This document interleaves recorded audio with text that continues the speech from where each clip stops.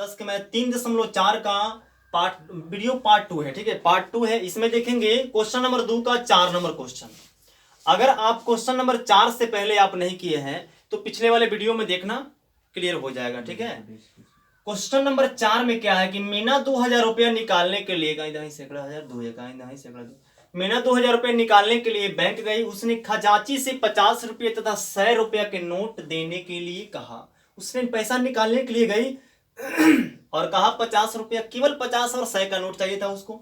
मीना ने कुल 25 नोट प्राप्त किए, है ना।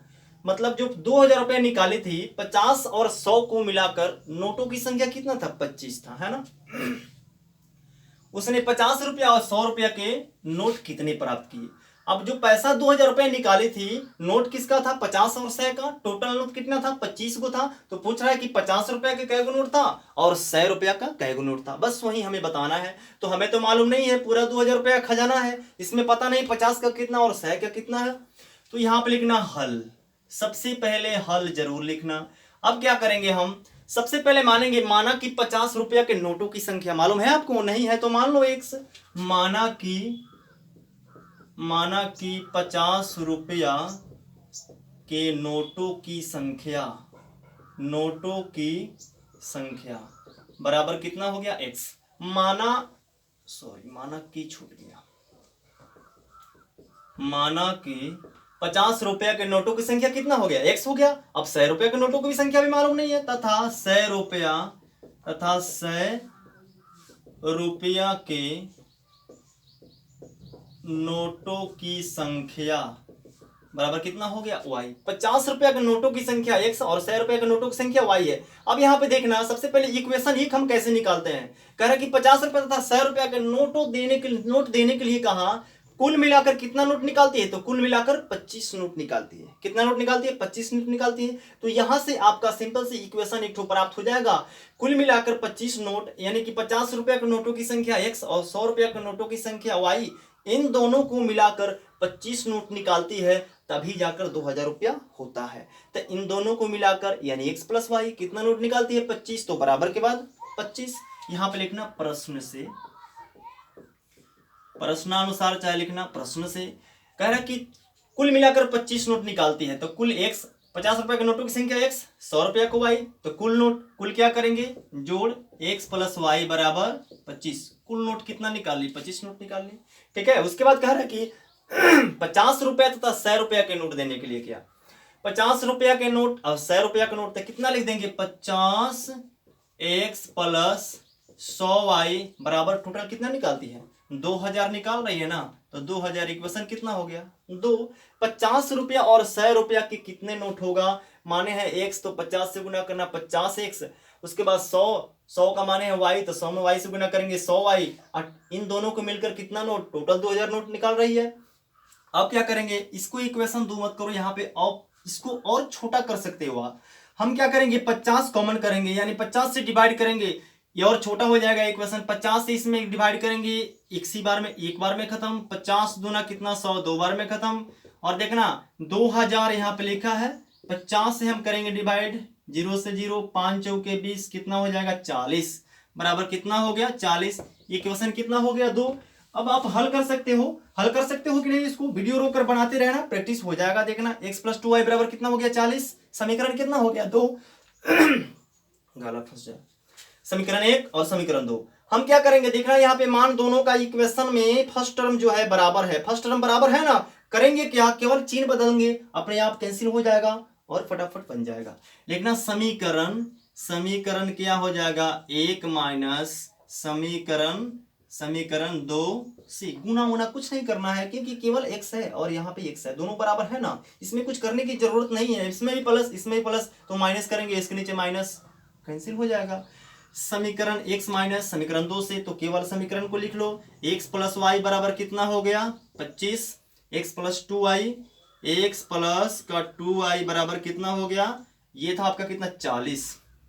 ये हो गया 40। यहाँ पे इसके पहले कुछ नहीं तो प्लस, चिन्ह बदल जाएगा माइनस, प्लस चिन्ह बदला माइनस, प्लस चिन्ह बदला कितना हो गया? माइनस, ये वाला कैंसिल। अब ये जो प्लस वाई है, 2y पहले प्लस में था, अब किस में हो गया, माइनस में।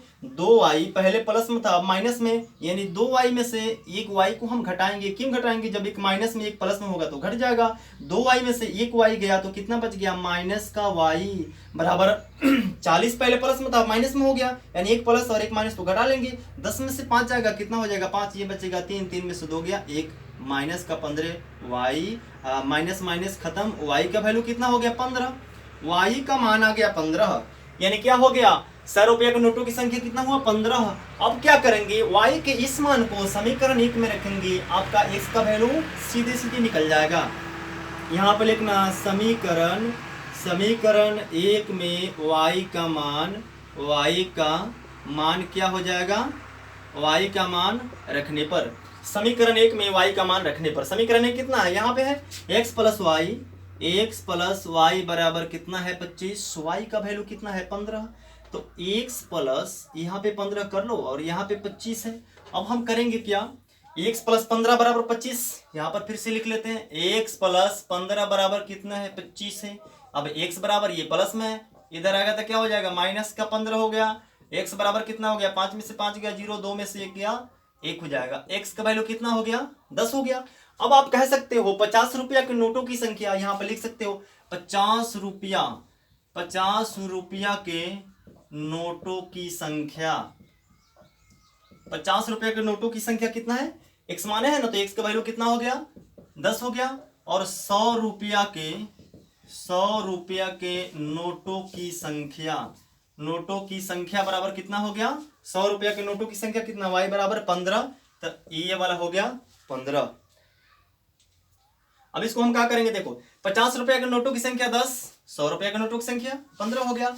अब इससे कर क्या सकते हो, जो हमारे इक्वेशन ये वाला मिला है इसको हम चेक कर सकते हैं कि हमारा सही आंसर है या नहीं, है ना, इसको हम चेक कर सकते हैं। तो देखो यहाँ पे चेक कैसे करते हैं, लिखा है x प्लस वाई बराबर 25, यहाँ पर लिख दो x प्लस वाई बराबर 25, इसको अलग करना, ठीक है, x प्लस वाई बराबर 25, इसके बराबर यानी क्या लिखेंगे, RHS बराबर LHS होना चाहिए आपका। x का वैल्यू कितना हो गया, x का वैल्यू हो गया 25, तो यहां पर कर देते हैं x का वैल्यू 25 नहीं, x का वैल्यू कितना है, x का वैल्यू है 10, तो x के जगह पर लेते हैं 10, y का वैल्यू कितना हो गया, y का वैल्यू 15, तो ले लेते हैं 15, बराबर का कितना था 25, तो 10 15 कितना हो गया 25, बराबर कितना हो गया 25, है ना, ये भी सही है। अब इसको भी चेक कर लो, समीकरण 2 को भी चेक कर लो, कितना हो गया, x प्लस 2y बराबर कितना है 40। अब क्या करते हैं, x का वैल्यू कितना है 10, तो x की जगह पर रख लो 10।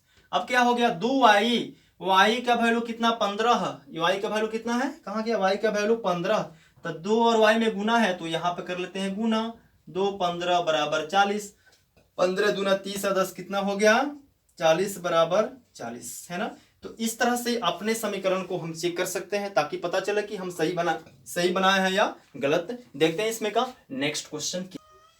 अगला क्वेश्चन है इसमें का, किराए पर पुस्तक देने वाले किसी पुस्तकालय का प्रथम 3 दिनों का एक नियत किराया है, मतलब एक पुस्तकालय है उसमें पुस्तक किराया पर दिया जाता है, ठीक है, प्रथम 3 दिनों का एक नियत किराया है, मतलब 3 दिनों का एक नियत किराया भी है, तथा उसके बाद प्रत्येक अतिरिक्त दिन का अलग किराया है, यानी सप्ताह में वो किराया दे रहा है, 3 दिन का अलग किराया है, उसके बाद कह रहा है कि प्रत्येक अतिरिक्त दिन का अलग किराया लेगा वो, ठीक है, 3 दिन का नियत किराया, अगर उसके बाद भी रह रहा है तो अलग पैसा लेगा। सरिता ने 7 दिनों तक एक पुस्तक रखने के लिए 27 रुपया अदा किया, ठीक है, जब 7 दिनों तक पुस्तक रखने के लिए अदा किया है तो 3 दिन का तो नियत किराया लगेगा और 4 दिन का क्या हो जाएगा, अतिरिक्त किराया लग जाएगा। फिर उसके बाद देखना 27 रुपया अदा कर रही है, तो इसका बना सकते हो आसानी से, पहले क्वेश्चन को पढ़ के आराम से समझना। उसके बाद कह रहा है कि जबकि सुशी ने एक पुस्तक 5 दिनों तक रखने के लिए 21 रुपया। अब देखो जब 5 दिनों तक रख रही है, 5 दिनों तक, तो क्या करेंगे, इसमें तो नियत बढ़ा यहाँ पे है नहीं, 5 दिनों तक रख रही है तो 5 दिनों तक रखने के लिए 21 रुपया अदा की नियत किराया तथा प्रत्येक अतिरिक्त दिन का किराया ज्ञात करें। सबसे पहले यहाँ पे हम क्या करेंगे, हल लिखना, क्या करेंगे, पुस्तक नियत भाड़ा, माना कि नियत भाड़ा नियत भाड़ा बराबर कितना हो गया 100 रुपया, तथा क्या हो जाएगा प्रत्येक दिन का अतिरिक्त भाड़ा, प्रत्येक दिन का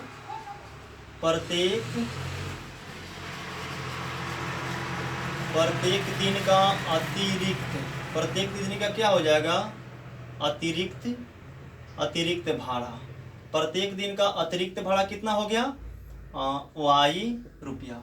अब देखना कह रहा है कि पुस्तकालय का प्रथम 3 दिनों का एक नियत किराया, कितना दिनों का 3 दिनों का नियत किराया दे रहा है। 3 दिनों का जब नियत किराया दे रही है तो कह रहा है कि अतिरिक्त दिन का किराया पता करना है। जब 3 दिनों का किराया जब दे रही है, नियत किराया 3 दिनों का जमा कर दे रही है, उसके बाद से अतिरिक्त कितना देना पड़ेगा 4 देना पड़ेगा, 4 दिन का अतिरिक्त देना पड़ेगा। तो नियत भाड़ा कितना हो गया x, हमें तो नियत भाड़ा पूछ नहीं रहा है सबसे, उसके बाद लिखना यहाँ पे क्या प्रश्न से देखना कह रहा है कि 3 दिनों तक नियत किराया, ठीक है, जब 3 दिनों तक नियत किराया जमा कर रही है उसके बाद अतिरिक्त कितना लग जाएगा 4 दिन लगेगा। इसको हम लिखेंगे कितना x + 4y बराबर, अब दोनों के मिलकर ने पैसा कितना दे रही है 27 रुपया, रखने के लिए कितना दे रही है 27 रुपया। तो 27 समीकरण कितना हो गया x, हड़बड़ाना नहीं है, देखना इसको एक बार और समझा रहे हैं। कह रहा है कि सरिता ने 3 दिनों तक, प्रथम 3 दिनों का एक नियत किराया है, उसके बाद प्रत्येक अतिरिक्त दिन का अलग किराया है। सरिता ने 7 दिनों तक एक पुस्तक रखने के लिए 27 रुपया दिया है। 3 दिन के लिए जो दी है वो हो गया नियत भाड़ा है, उसके बाद अतिरिक्त भाड़ा कितने दिनों का लगेगा 4 दिनों का। तो हम यहाँ पे 3x क्यों नहीं किए हैं, हमें क्या पूछ रहा है अतिरिक्त दिन का किराया ज्ञात कीजिए। जब 3 दिन का हो ही गया नियत तो 4 दिन अतिरिक्त दिन बचेगा, इसलिए x + 4y बराबर कितना हो गया 27, समीकरण कितना हो गया x।